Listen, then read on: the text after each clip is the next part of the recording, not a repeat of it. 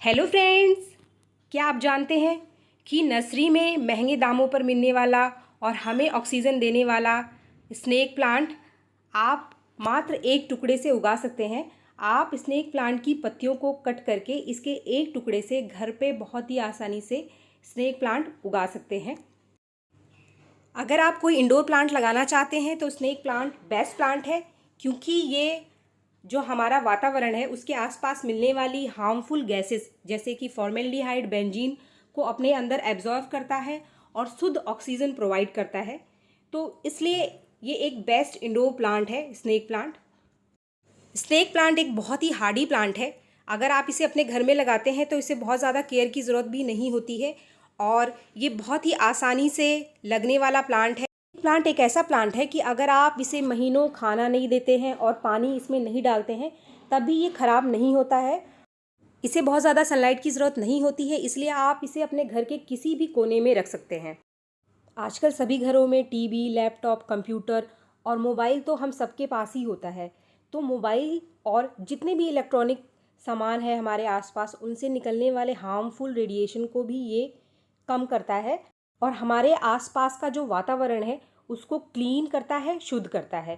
Friends, ये जो दो पौधे आपको दिखाई दे रहे हैं इनको मैंने कटिंग से लगाया था और ये जो पौधा है ये 1 साल पुराना है। इसको पिछले साल मैंने कटिंग से ग्रो किया था। इसकी जो मदर कटिंग है वो दिखाई दे रही है आपको इस पॉट में, और ये जो पत्तियां निकल कर आई हैं ये सारी नई पत्तियां हैं। इसके अलावा ये जो दूसरा पौधा है इसमें ये 1.5 साल पुराना है। इसको कटिंग से कैसे ग्रो करना है इस वीडियो में मैं आपके साथ यही शेयर करने वाली हूँ।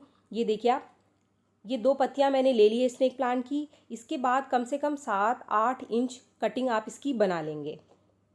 इसको लगाने के लिए जो आप मिट्टी लेंगे वो भुरभुरी मिट्टी का इस्तेमाल करेंगे आप, यानी कि चिकनी मिट्टी नहीं लेनी है आपको। एक ऐसी मिट्टी लेनी है आपको जिसमें थोड़ी सी रेत की मात्रा भी हो। अगर आपके पास कोकोपीट है तो आप कोकोपीट मिला सकते हैं इसमें। इससे जो कटिंग है इसके रूट आसानी से निकल कर आ जाते हैं। अगर आप नॉर्मल मिट्टी में भी इसकी कटिंग को लगाते हैं तो उसमें भी इसकी कटिंग आसानी से ग्रो हो जाती है। ऐसा कोई ज़रूरी नहीं है कि आप कोकोपीट और रेत ही लें, बस मिट्टी चिकनी नहीं होनी चाहिए। ये देखिए आप, इसकी कटिंग आपको 7 से 8 इंच लंबी लेनी है। और हमेशा ध्यान रखिए जब भी आप इसकी कटिंग लगाएंगे तो नीचे के हिस्से को ही आपको मिट्टी में गड़ाना है। आप इस चीज़ को ध्यान रखें। अगर आप इसकी सिमेट्री गलत कर देंगे तो आपकी कटिंग से रूट निकल कर नहीं आएगा। तो जो नीचे का हिस्सा है वो वही आपको मिट्टी में धंसाना है। इसको कम से कम 2 इंच आप मिट्टी में धंसा दीजिए। फ्रेंड्स, मैंने काफ़ी सारे वीडियोस देखे हैं जिसमें लोग बताते हैं कि 15 से 20 दिन में ही रूट निकल कर आ गया, लेकिन जब भी मैंने स्नेक प्लांट की कटिंग को ग्रो किया है तो मैंने यही देखा है कि इसकी रूटिंग होने में, इसमें प्रॉपर रूट आने में कम से कम 1 से 2 महीने का टाइम लगता है।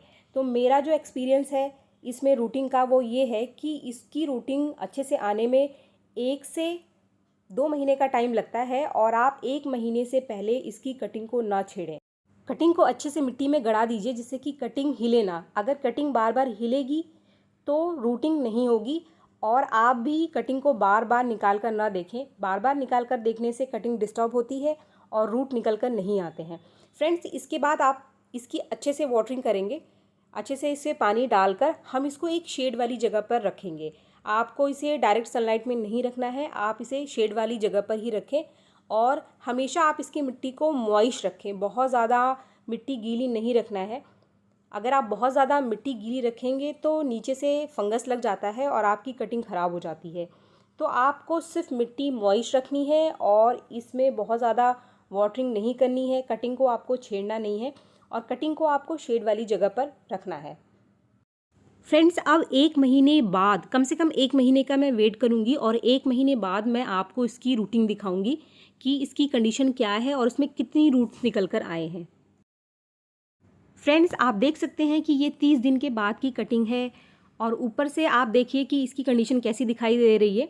इसमें कई सारी घास भी उगकर आ गई है, पर मैंने इस कटिंग को अभी तक नहीं छेड़ा है। मैंने इस कटिंग में कुछ भी नहीं किया है। मुझे कई कटिंग्स ऊपर से ख़राब होती हुई दिखाई दे रही थी, फिर भी मैंने इसको ऐसा का ऐसा ही रख दिया है।